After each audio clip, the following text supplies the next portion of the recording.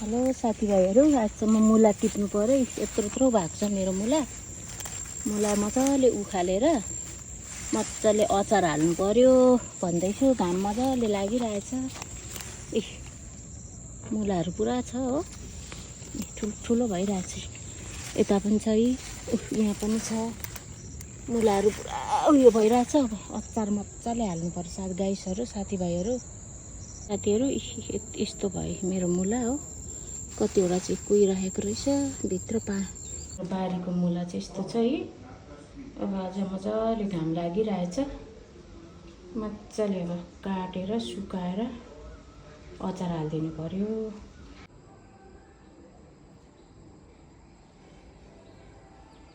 Hello साथीभाइहरू, अहिले चाहिँ म मुलाको अचार हाल्नु आँटेको। यो मुलाको चाना अस्ति काटेर सुकाएको थिएँ। अब 2 घाम सुकाएर चाहिँ अहिले चाहिँ रातो हरियो खोर्सानी अनि मुलाको चाना, यसमा फेरि तोरी। अनि तपाईँहरू कसरी बनाउनुहुन्छ? मैले तोरी र जिराको छोप लगाएर अनि खाने तेल मोलेर बयममा खान्छु।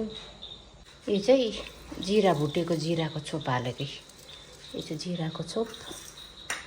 अब तोरी पनि भुटिरहेछ, त्यसको पनि छोप हाल्ने हो। यो चाहिँ जिराको छोप। अब तोरीको छोप हाल्छु। अब यो तोरीको छोप हाल्दैछु ल साथीभाइहरू। यो चाहिँ तोरीको छोप हो। यो चाहिँ जिरा र तोरी हाल्यो भने चाहिँ दामी आउँछ। अनि यो चाहिँ हर्दी हो। हर्दी चाहिँ अस्ति पनि मैले त्यो चानामा अलिअलि मोलेको थिएँ। कति राख्नुपर्छ यसलाई चाहिँ? अब खोइ त्यो हर्दी त कम्ती हाल्नु भयो। घाममा सुकाउनुपर्छ नि, माथि लगेर भित्र राख्नु हुँदैन नि। कसले भनेर बनाएको यो अचार? मैले मुला त्यत्रो मुला थियो बारीमा। अन्त यो चाहिँ सक्नु भयो, हुन्छ होला। फेरि यो भन्नु मिठो हुँदैन। अनि तोरीको यो मुलाको उसमा चाहिँ यो प्योर महात्मा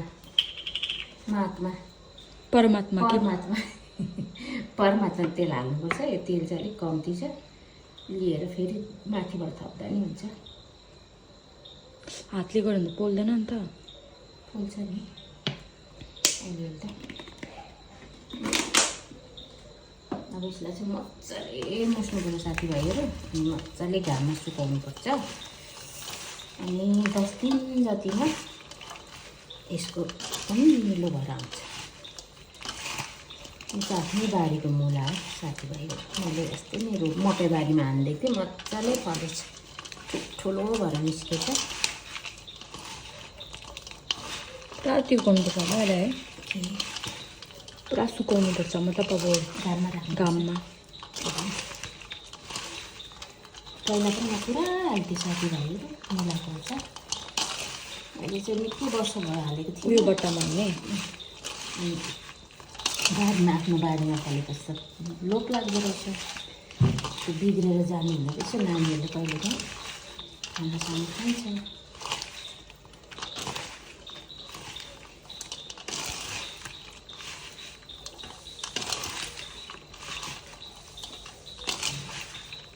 यसरी मोल्यो भने त फेरि त्यो मसलाहरू लाग्दैन। के गर्नुहुन्छ नि खाँदेर हाल्यो भने हुन्छ।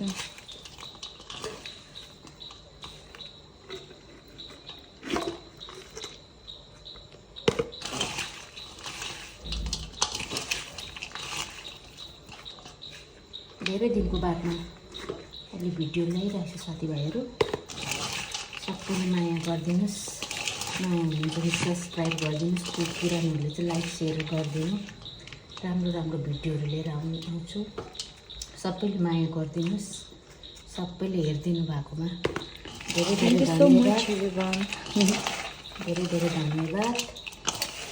फेरि पनि नयाँ भिडियोहरू लिएर आउँछु। यसमा खाँदै हाल्नु है।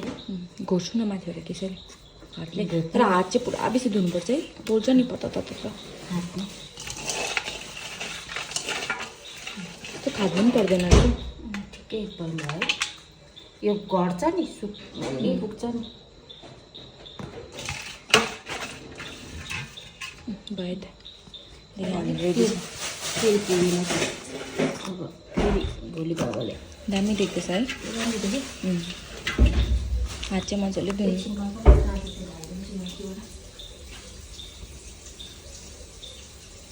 डल्लै हाल्दैन नि कति दिन सुकाउनुपर्छ होला कति दिन सुकाउनुपर्छ अब जहिलेसम्म अमिलो हुनु नि तहिलेसम्म यहाँनिर परेको होला एकछिन पर्छ ल खै देखेँ त